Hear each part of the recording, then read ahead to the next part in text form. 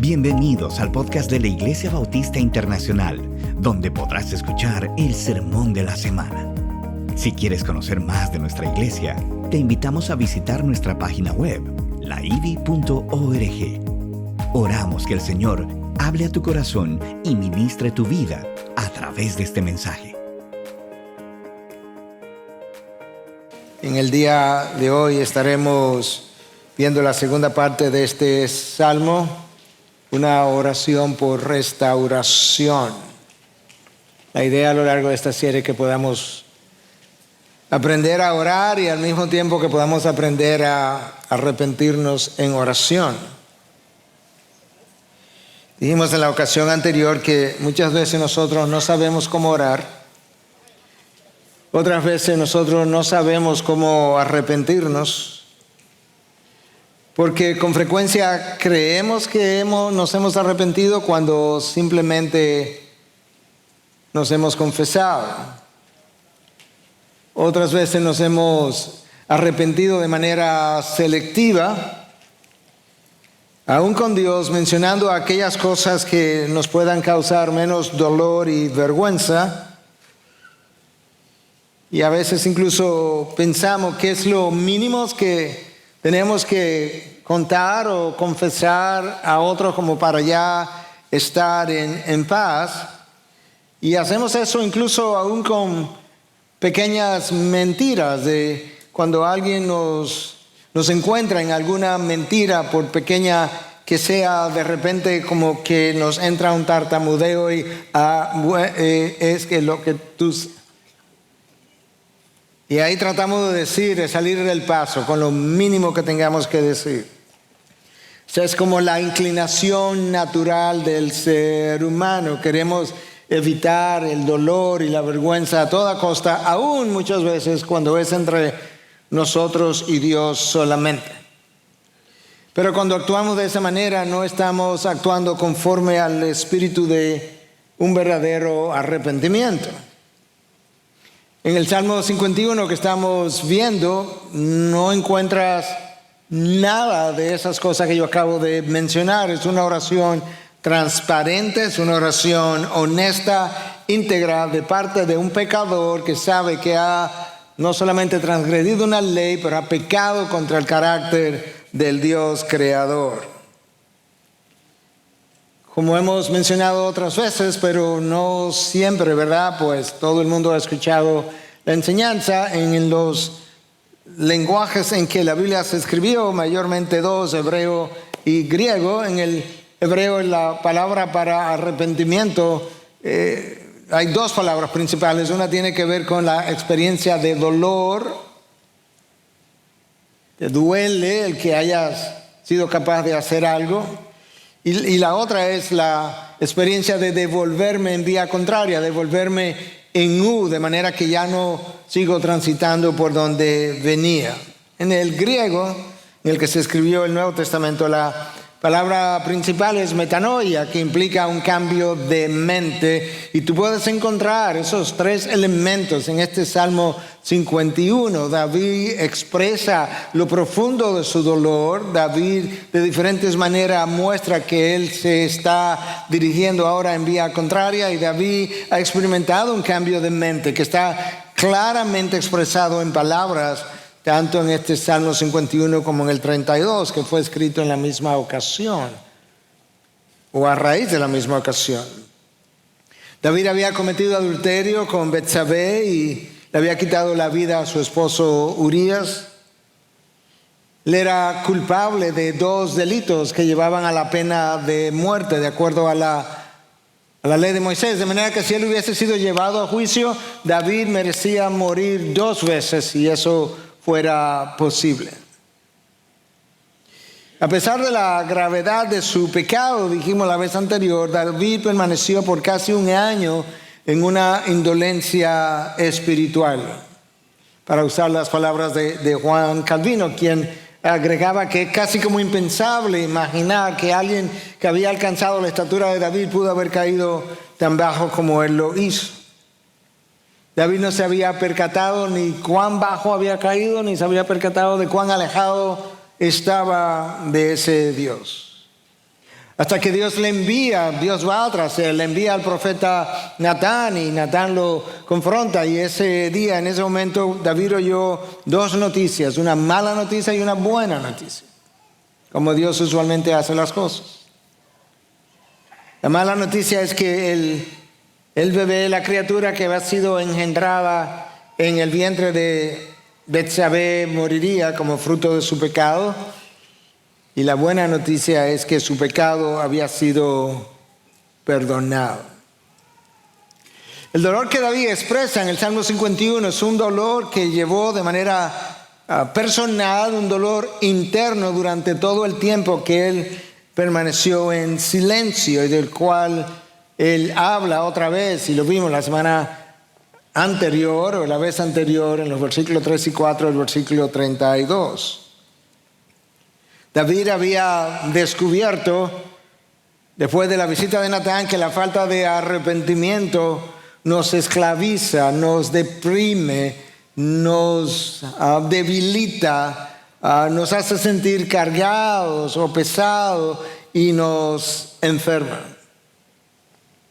Ese dolor que aparece aquí en palabras fue la primera aflicción que David experimentó, ¿verdad? Cuando finalmente se encuentra cara a cara con su pecado, pero a lo largo del tiempo David vivió otras aflicciones anunciadas incluso por el profeta Natán con palabras distintas, pero David debió haber experimentado extremo dolor al saber que su hijo Amnón había violado a su hija, su hermana, la hermana de Amnón, Tamar. Más dolor cuando Absalón, su hijo, mató a su hermano Amnón por la violación cometida. Más dolor al enterarse que Absalón, su hijo, había tenido intimidad con sus concubinas a la luz del sol, a los ojos delante de todo Israel en la terraza de su propia casa. Más dolor cuando se enteró que Absalón estaba detrás de él persiguiéndolo para quitarle la vida y quedarse con el trono. Más dolor cuando se enteró que los soldados de David habían quitado la vida a Absalón tratando de proteger al rey. Y cuando él escuchó esta noticia, estas fueron sus palabras: hijo mío, Absalón, hijo mío, Absalón. ¿Quién me diera haber muerto yo en tu lugar? Absalón, hijo mío, hijo mío.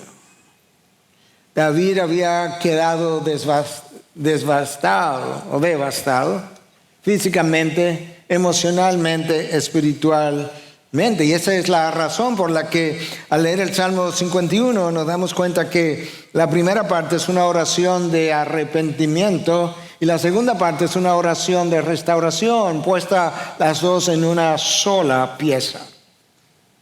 David comienza apelando a la misericordia de Dios, comienza pidiéndole a Dios o diciéndole a Dios: ten piedad de mí conforme a tu misericordia, y continúa pidiéndole a Dios que lo limpie de su pecado, y habla de su maldad y habla de sus transgresiones. David usa las tres expresiones para darnos a entender: yo sé lo que he hecho, contra ti solamente yo he pecado, nadie más, yo soy culpable, yo lo reconozco.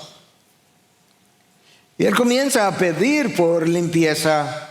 Llegamos ahí hasta el versículo 6, y en el día de hoy vamos a estar leyendo del versículo 7 en adelante hasta el final, donde él hace una conexión con esta limpieza que está pidiendo para inmediatamente después pedirle a Dios por su restauración. Y esto es lo que el texto dice a partir del versículo 7 en el Salmo 51.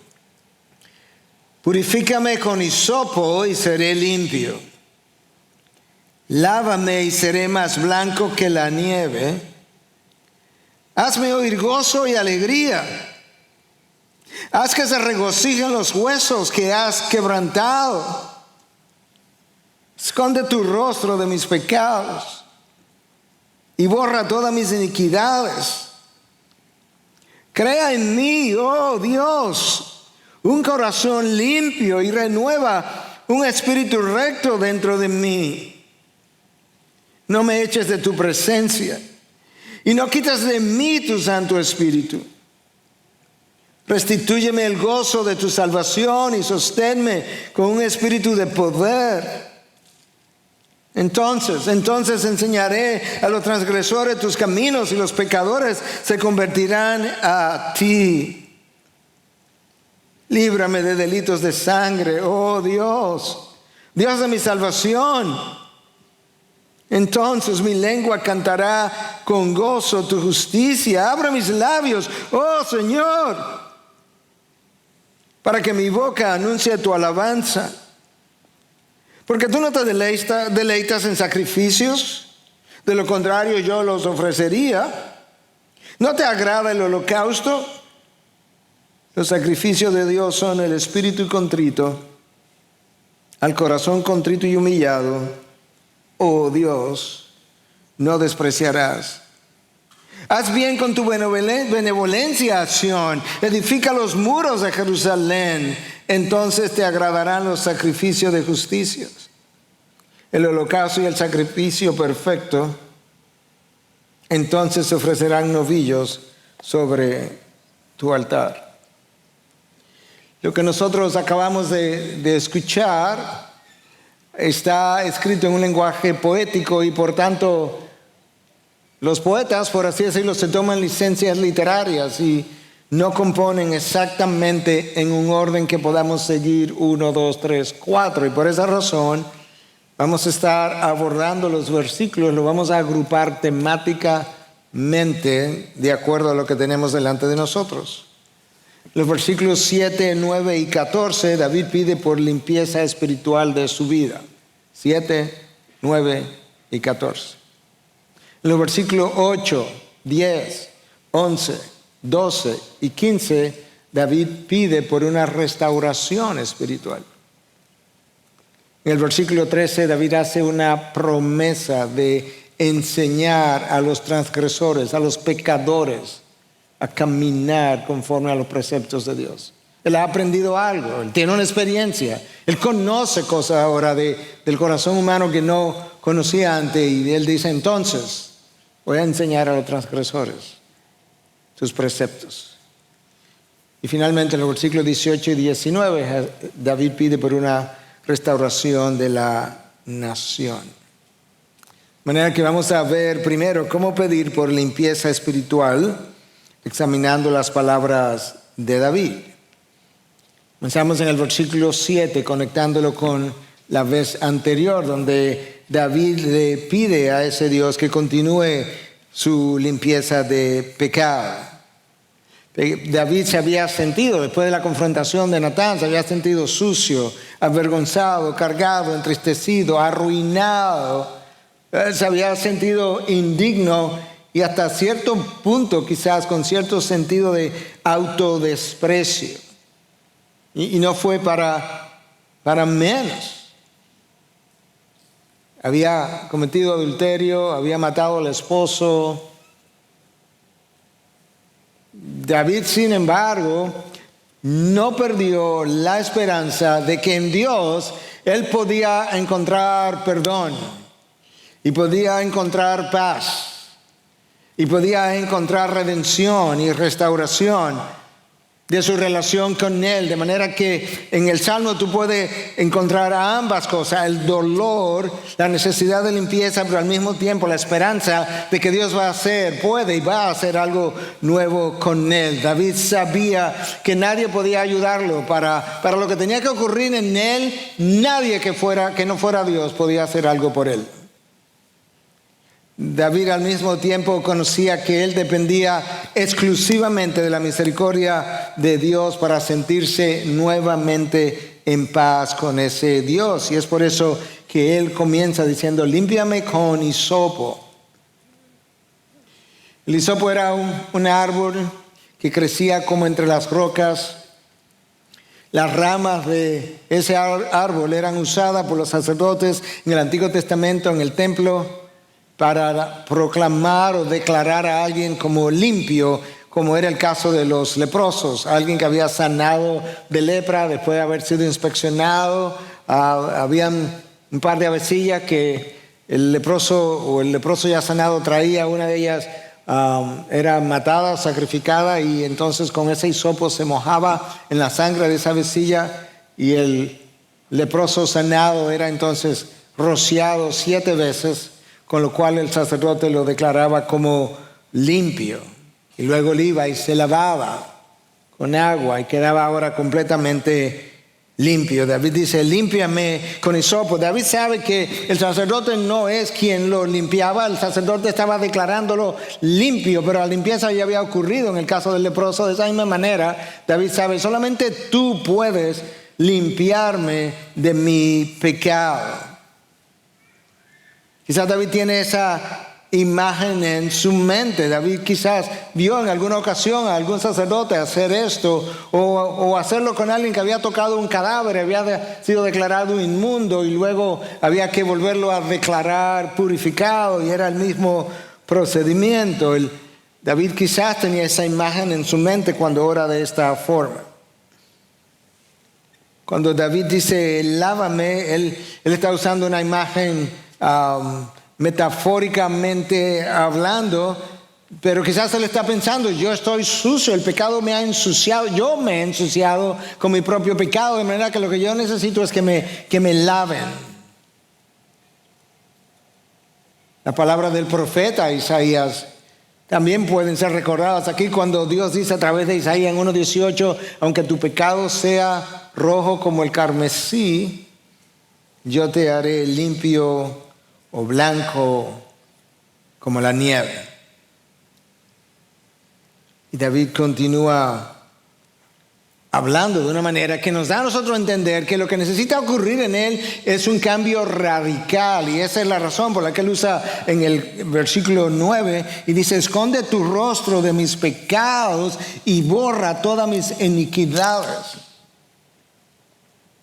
Cuando David dice borra o quita de tu rostro de mis pecados, no le está pidiendo a Dios que los olvide, él sabe que eso es una imposibilidad, pero quizás David se sentía como Martín Lutero se llegó a sentir, como que el rostro de Dios, la mirada de Dios siempre estaba sobre él mientras él estaba con este pecado en silencio, y David quiere como no sentirse mirado de esa forma, como Martín Lutero que se confesaba 2 y 3 horas todos los días y todavía sentía como que el dedo de Dios estaba señalándolo continuamente.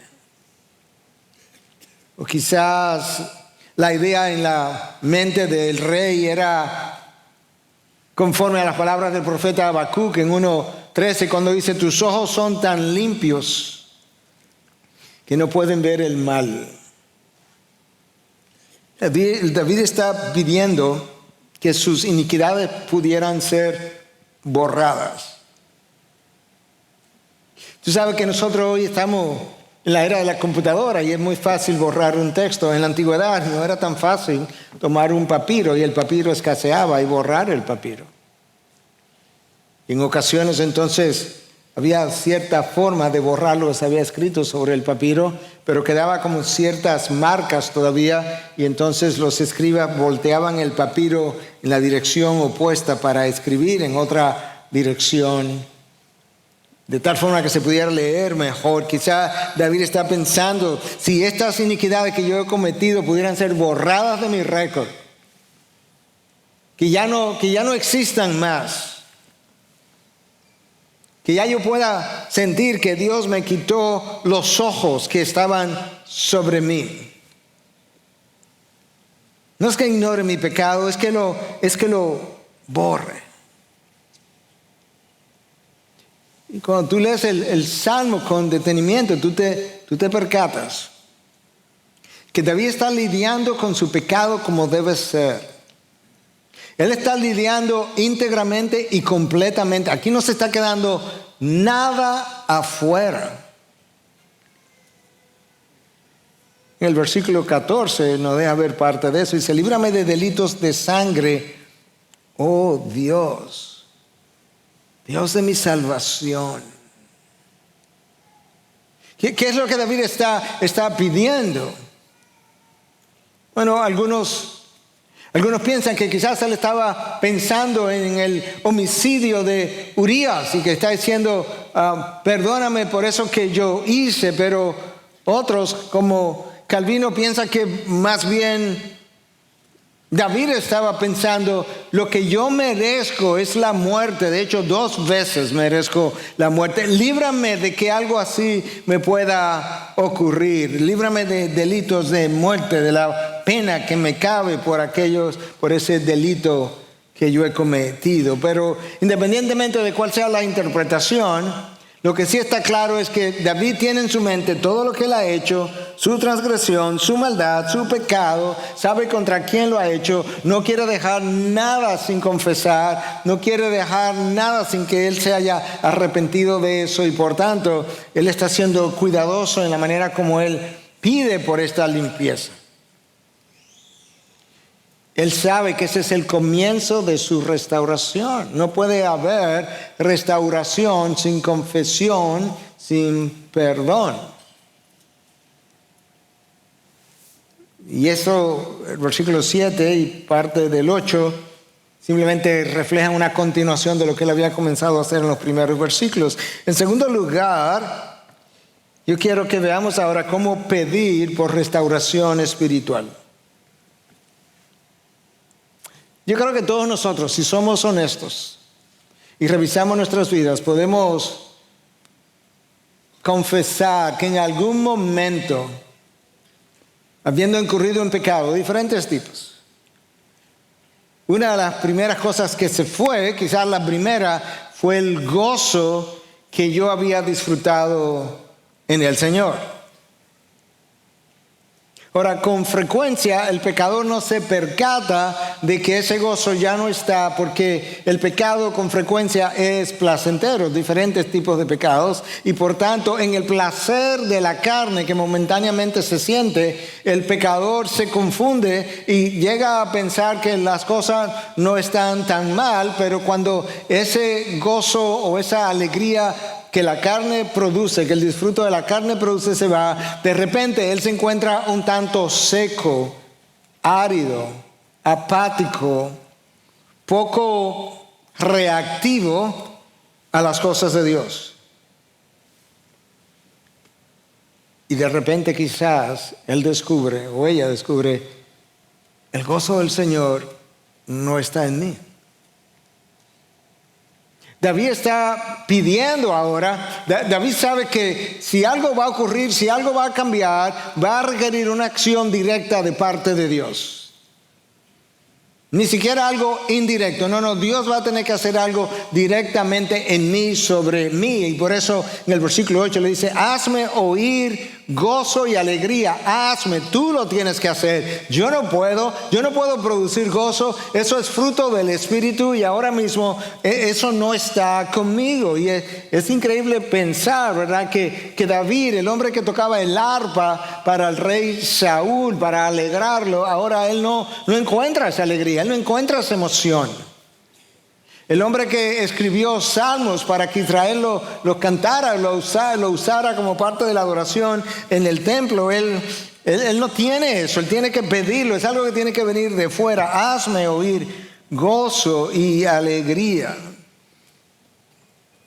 Él ha experimentado una angustia profunda y él sabe que lo único que se puede llevar la angustia es el regreso del gozo. Eso es lo que le está pidiendo. Y él no está pidiendo un gozo, ¿verdad?, que sea como en su rostro, en sus labios. Él no está pidiendo que él pueda volver a levantar las manos. No, él sabe que él necesita algo mucho más profundo y radical que eso. Escucha como él lo dice: haz que se regocijen los huesos que has quebrantado. David sabe que todo comienza con Dios y termina con Dios. Tú los has quebrantado. Tú necesitas volver el gozo a mí, no porque yo te lo puedo ordenar, sino porque no hay nadie que lo pueda hacer regresar. De manera que haz que mis huesos quebrantados se regocijen. Así de profundo, así de radical es el trabajo que yo necesito. En esencia, aquí tiene que pasar algo sobrenatural. Hermanos, David, a través de su experiencia y por el Espíritu de Dios, pudo descubrir algo que posiblemente nosotros no lo creamos o lo pensemos.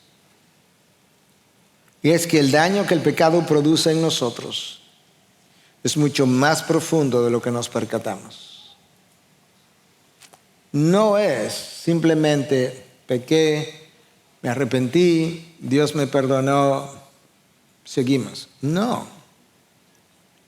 El daño es más profundo y más duradero de lo que cualquiera de nosotros de este lado de la gloria pudiera percibir. Y la mejor evidencia de que eso es así es que el 100% de los problemas, dificultades, disfunciones de este mundo, el 100% se debió a un pecado en un jardín de una pareja que un día le dio una mordida a una fruta. Todos los abortos, todas las eutanasias, todos los homicidios, todos los suicidios, todos los cambios climáticos, todos los desastres sobrenaturales, todas las enfermedades, todas las violencias, todas las separaciones, todos los divorcios, todas las iras, todo, absolutamente toda disfunción es atribuido o es consecuencia o es daño de un pecado en un jardín en un momento dado. El pecado no solamente afecta mi relación con Dios, destruye algo en nosotros. Y las palabras de David que siguen lo va a dejar ver. El pecado destruye algo que ya no está en nosotros. Algo de lo cual nosotros ni siquiera podemos como percibir. Tú puedes ver algo o mucho de eso en el versículo 10. Crea en mí, oh Dios, un corazón limpio y renueva un espíritu recto dentro de mí. Es como si David estuviera pidiéndole a Dios, yo necesito una mente nueva para pensar. Crea eso. Yo necesito un corazón nuevo para sentir. Tú necesitas crear eso.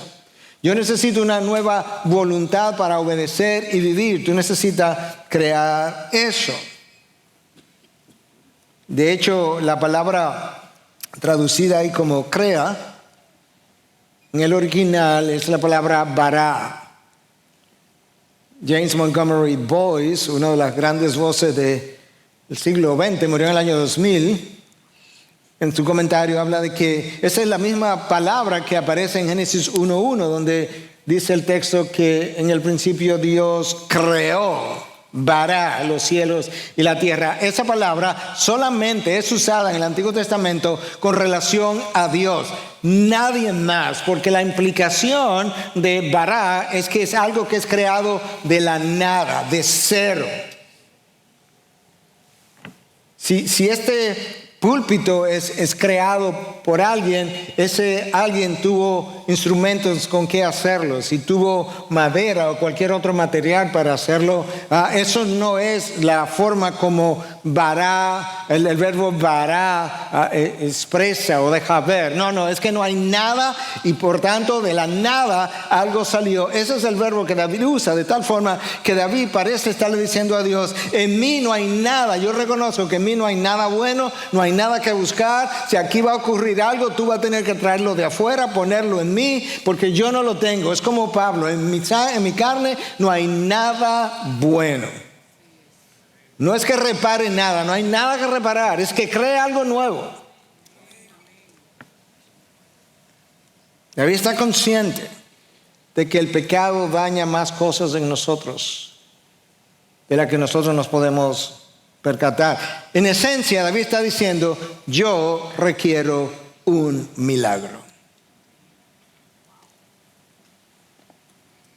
Un milagro.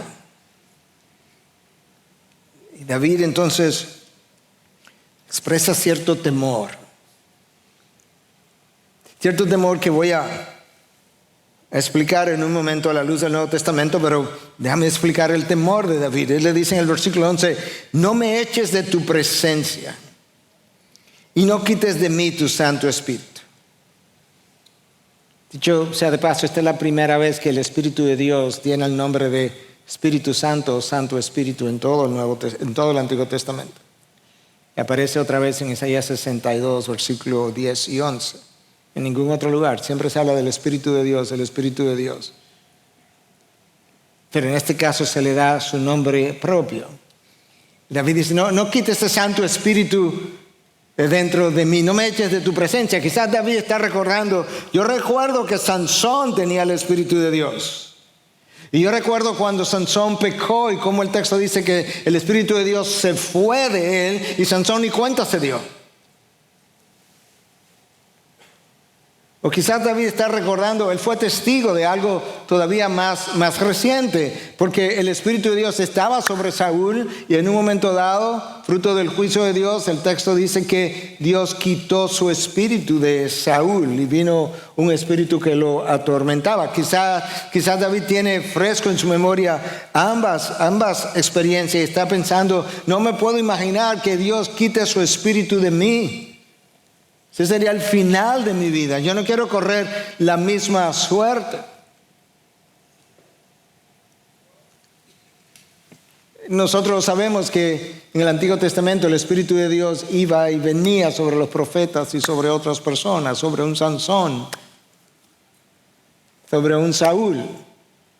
A la luz del Nuevo Testamento y después de Pentecostés, nosotros pensamos, junto con una gran cantidad de otros estudiosos, que el Espíritu de Dios vino de manera permanente, de tal forma que a la luz del Nuevo Testamento, probablemente no creemos que sea apropiado pedirle a Dios que no quite su Santo Espíritu de nosotros, porque si verdaderamente está, no es algo que nosotros creemos que pudiera pasar a la luz del Nuevo Testamento. Pero, este es un pero grande, yo estoy convencido, entiendo por la palabra, creo que lo he visto en mis años de pastoreo y aún de ovejas cuando no era pastor, que es posible perder el favor de Dios de manera que los dones que Dios haya puesto en nosotros pierdan su efectividad.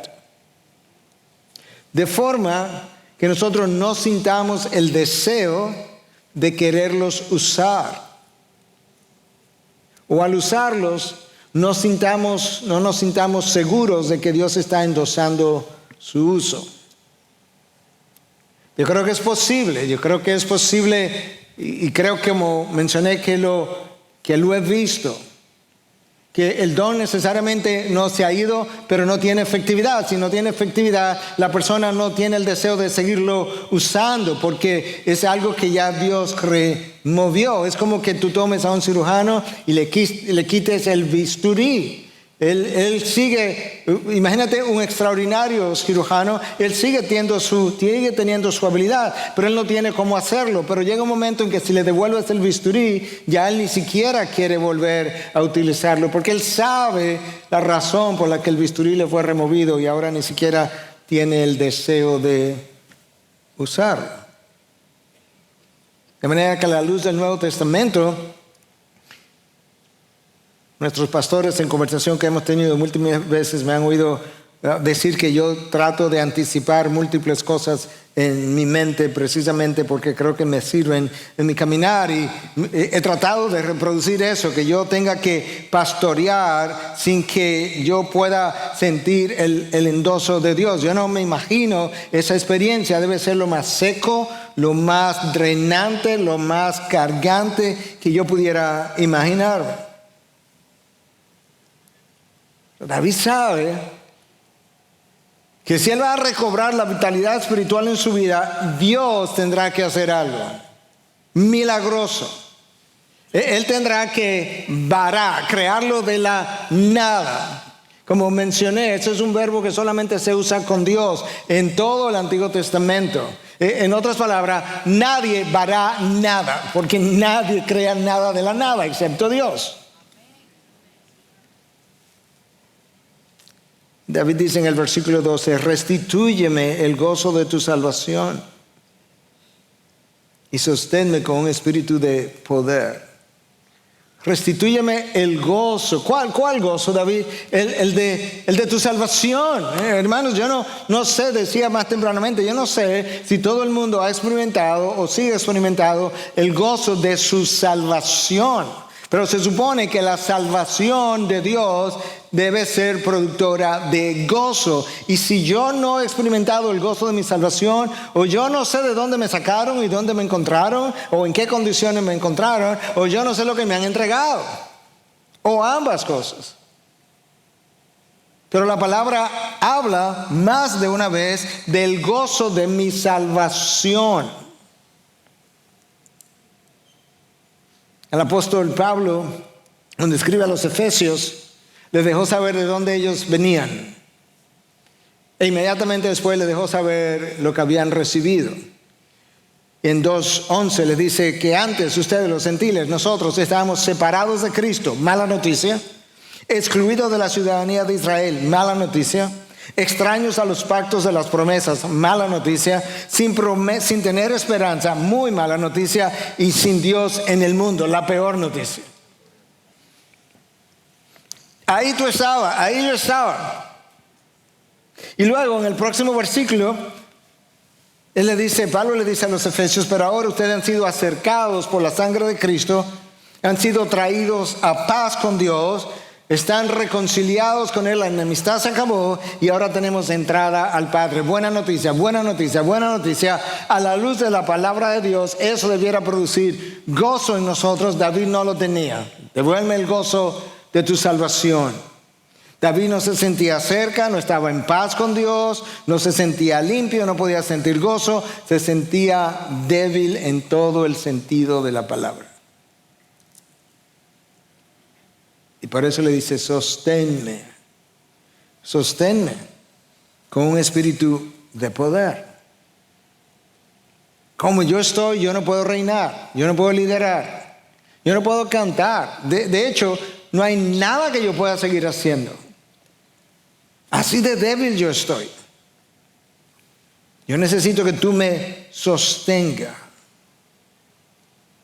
Y si eso no ocurre, yo no podría hacer absolutamente nada más de aquí en adelante. Mira cómo David lo expresa en el versículo 14. Entonces, no antes. No pase por alto los entonces. Las palabras conectoras. Entonces, mi lengua cantará con gozo tu justicia. Yo no puedo cantar hasta que tú no hagas todo esto que te estoy pidiendo. Abre mis labios, oh Señor.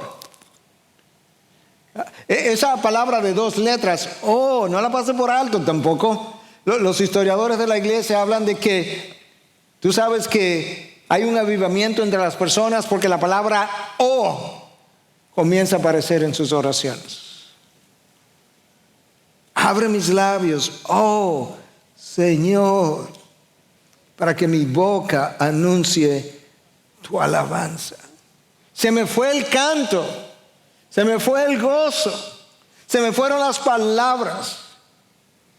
Y hasta que tú no me hayas limpiado, restaurado, devuelto el gozo, yo no puedo ni abrir mi boca. Abre mis labios, oh Señor.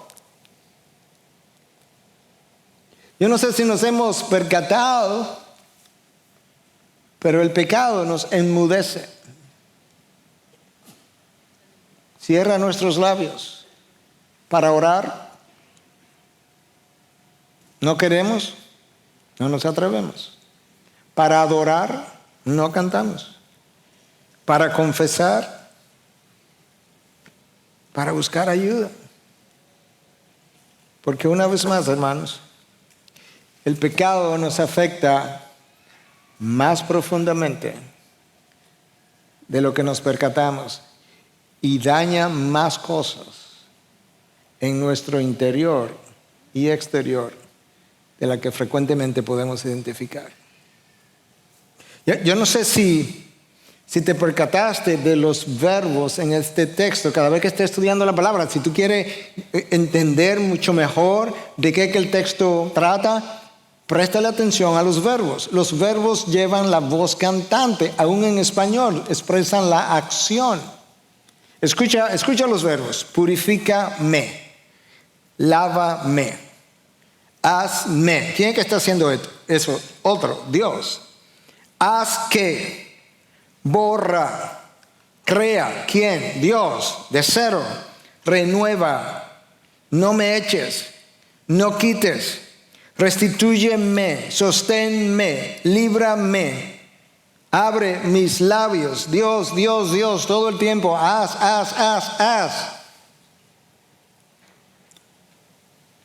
Esa es la oración de David para restitución. David entiende, si Dios hace eso, yo tengo, cuando me devuelva en yo tengo otra responsabilidad. Yo tengo no solamente otra responsabilidad, yo tengo un privilegio cuando me devuelva en ¿No recuerda como Cristo le dice a Pedro? Pedro, me vas a negar 3 veces antes de que el gallo cante, me negará 3 veces, pero yo he orado por ti para que cuando te devuelvas en ¿qué vas a hacer, Pedro? Tienes que hacer algo cuando te devuelvas. Cuando hayas aprendido, tienes que hacer algo. Fortalece a tus hermanos. Esto es la idea aquí detrás. Y entonces, en tercer lugar, yo creo que veamos cómo David promete enseñar a otros a caminar espiritualmente.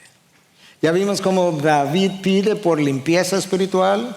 Vimos cómo David pidió por restauración espiritual.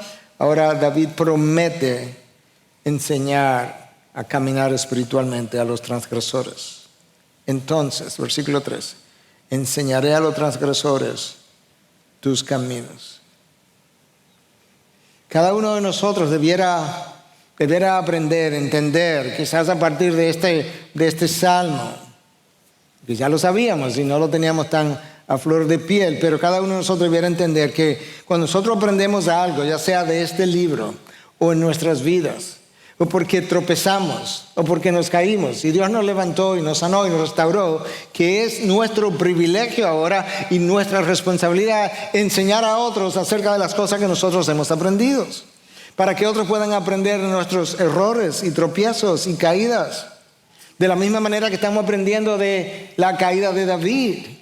De la misma manera que el Nuevo Testamento dice en un par de ocasiones distintas que todo lo que se escribió se dejó ahí para que nosotros aprendiéramos. 3000 años después estamos aprendiendo de cómo orar y cómo arrepentirnos con David, que otros puedan aprender el carácter bondadoso de Dios y de cómo un hombre puede llegar a conocer ese carácter bondadoso. Lo vimos la semana pasada. Ten piedad, oh Señor, de acuerdo a tu gran misericordia. David nos está dejando ver a nosotros cómo llegó a encontrar perdón, restauración en el corazón bondadoso de ese Dios. Él expresa esa esperanza. Nota que David no dice, entonces quizás yo pueda llegar a enseñar a los transgresores. No, entonces enseñaré. Él tiene la confianza de que el Dios que le hirió en sus huesos por usar sus palabras es el Dios que le puede restaurar. David ha aprendido cómo funciona la tentación adentro de él y afuera de él. David ha aprendido y puede enseñar cómo el pecado destruye nuestra relación con Dios o la daña, la relación con otros, y cómo daña cosas en mí más profundamente de lo que me había percatado. David ha aprendido y está enseñando en este salmo cómo restaurar nuestra relación con Dios. No esperemos que Dios restaure nuestra relación con Él si no estamos dispuestos a enseñar lo que Él nos enseña en la restauración. David no tenía vergüenza a la hora de escribir esto, que por los próximos 3000 años y los que faltan para que Cristo venga, que se siga hablando de su vida y de lo que hizo, si eso iba a contribuir a glorificar a su Dios. David ha aprendido otras cosas. Es dudoso que durante esos 9 meses, casi un año que David estuvo en silencio, es dudoso que él no haya estado en el templo ofreciendo sacrificio para su propio pecado. Yo creo que todo el mundo debe dudar eso. Pero él sabía que seguía cargado. Seguía seco. Y yo creo que de ahí es que vienen estas palabras. Que él va a enseñar también. Porque tú no te deleitas en sacrificio.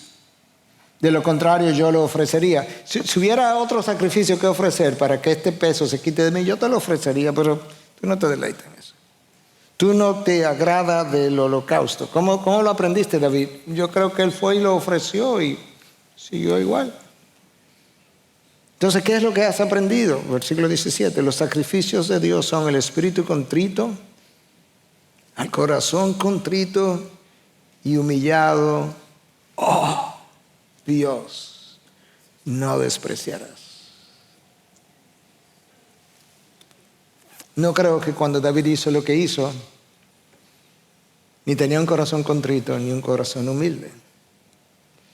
Él aprendió que ninguno de esos sacrificios tiene ningún efecto sobre Dios, ni nuestra participación en cualquiera de las actividades de la iglesia, a menos que mi corazón esté bien con Él. Dejó ver que Él se sintió igual. Pero él aprendió, y aquí está este salmo para dar testimonio, que si tienes un corazón contrito y humillado, como revelan estas palabras, que Dios te va a recibir, que Dios va a escucharte, que Dios va a limpiarte, que Dios va a restaurarte. De hecho, Dios ha revelado eso en más de una ocasión de forma diferente. En Isaías 57:15 dice que Él habita con aquel que es contrito y humilde de espíritu. En Isaías 66:2 Dios dice que Él mira al que es humilde y contrito de espíritu y que tiembla ante mi palabra. Tú no encuentras aquí en este Salmo 51 ni palabras defensivas, ni justificaciones, ni palabra, ni ese autoservicio que David ejerció cuando se sirvió de la debilidad de Urías, de la debilidad de Betsabé, cuando él hizo autoservicio de la vulnerabilidad de otros. Él sabe que eso está muy lejos de lo que Dios busca. Y él dice en el versículo 13, yo voy a enseñarle a otros tus caminos. Todo esto que tú me has enseñado, todo esto que yo he aprendido, esto acerca del espíritu contrito y humillado y de los sacrificios, de cuáles son los sacrificios que a ti te agradan, yo voy a enseñar eso. Y finalmente, en cuarto y último lugar, David hace una oración por la restauración de la nación. Quizá te sorprenda, pero no debiera. Escucha como los versículos 18 y 19, como siguen y terminan. Haz bien con tu benevolencia a Sión, es Israel. Edifica los muros de Jerusalén. Entonces te agradarán los sacrificios de justicia. Entonces, hasta que todo esto no ocurra, ni los sacrificios te van a agradar. El holocausto y el sacrificio perfecto. Entonces, otra vez, se ofrecerán novillos sobre tu altar. David sabe que su pecado afectó a la nación. La nación que estaba en su punto cumbre. David reunió a las 12 tribus de Israel que habían estado divididas. La juntó en Jerusalén. Jerusalén llegó a ser la capital en vez de tener dos lugares distintos. Y luego el reino emprendió un tiempo de debilidad que sigue con Salomón. Y el reino se divide a la muerte de Salomón. Y él está orando que Dios restaure a la nación. ¿Sabe por qué, hermano? Porque el pecado de uno nos afecta a todos. En la época de la conquista, cuando Josué fue a conquistar a Jericó, hubo una derrota. Dios le había prometido a Josué, nadie te va a derrotar. Mantente en mi palabra, no te desvíes ni para la derecha ni para la izquierda. Josué estaba siendo fiel, obediente, no se había desviado. ¡Bum! Y hubo una derrota. ¿Qué pasó? Josué va donde Dios y comienza a llorar y a preguntarle a Dios. Y Dios le dice, levántate. Deja de llorar. Tú sabes lo que ha pasado. Acán se había robado, lo cual había sido prohibido, un lingote de oro y un manto babilónico que Dios había prohibido que se tomara de los enemigos. Pero eso no es lo que llama la atención. Es como Dios le dice a Josué, ¿tú sabes por qué te derrotaron? Porque Israel ha pecado. Israel fue Acán Sí, es que el pecado de uno nos afecta a todos. El pecado de Adán y Eva afectó a toda la raza humana. El pecado de Elí afectó a sus hijos. El pecado de Sansón, de David, de Salomón, afectó a la nación. Nuestro pecado afectó a Jesús. Mira la cruz. Sin tu pecado ni el mío, Jesús no hubiese sido afectado. El pecado de los presidentes de las naciones afecta el futuro de la nación. El pecado de los padres afecta a sus hijos. Yo no dije que los heredan, que los afecta. El pecado de los pastores afecta a las ovejas. Nunca ha sido de otra manera. Quiera Dios, en su bondad, que la tiene, que lo caracteriza, restaurar las vidas nuestras cuando sea necesario, o los matrimonios, o áreas que cada uno de nosotros tiene que requiere restauración, o relaciones, o emociones, o formas de pensar. Quizás tiene un matrimonio y tiene que decirle: Dios, yo necesito que tú vará esta relación, que la haga de cero, de la nada, que traiga algo de afuera y lo introduzca adentro y que esta relación pueda volver a ser.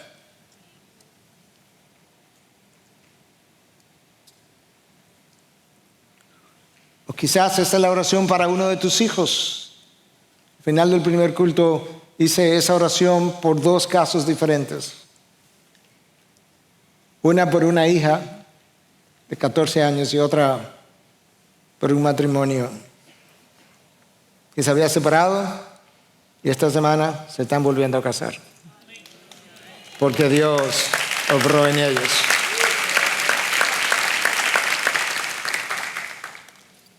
Lo que Dios requiere de ti y de mí para obrar es un espíritu contrito y humillado. El resto Él lo tiene, que es compasión. Dios tiene longanimidad, long suffering. Dios sufre por los suyos por un largo tiempo. Sufre tu pecado, espera, tiene larga paciencia. Pero sin el espíritu contrito y humillado no puede haber ni perdón ni restauración. Que Dios termine de sacrificar en el altar el orgullo nuestro. Y que mañana sea un día de una gran cantidad de personas y matrimonios y padres e hijos con un espíritu contrito y humillado, que Dios quiera entonces visitar y favorecer y hacer soplar su gracia sobre nuestras vidas. Padre, gracias. Gracias por ser quien eres y por ser quien eres para con los tuyos. Gracias que mi maldad, yo no sé la de otros, pero mi maldad ha sido lavada y ha sido perdonada. Gracias que esa maldad lavada fue y después me hiciste libre en ti.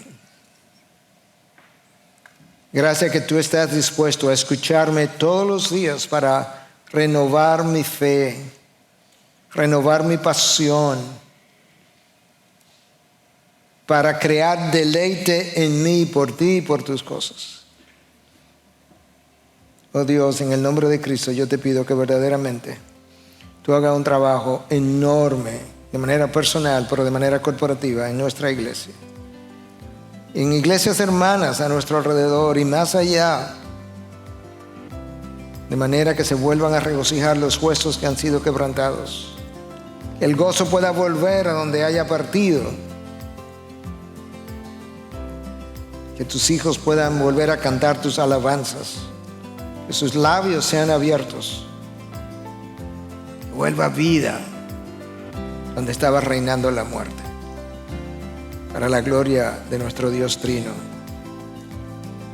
en quien hemos orado. Su Espíritu dice, o su pueblo dice, perdón.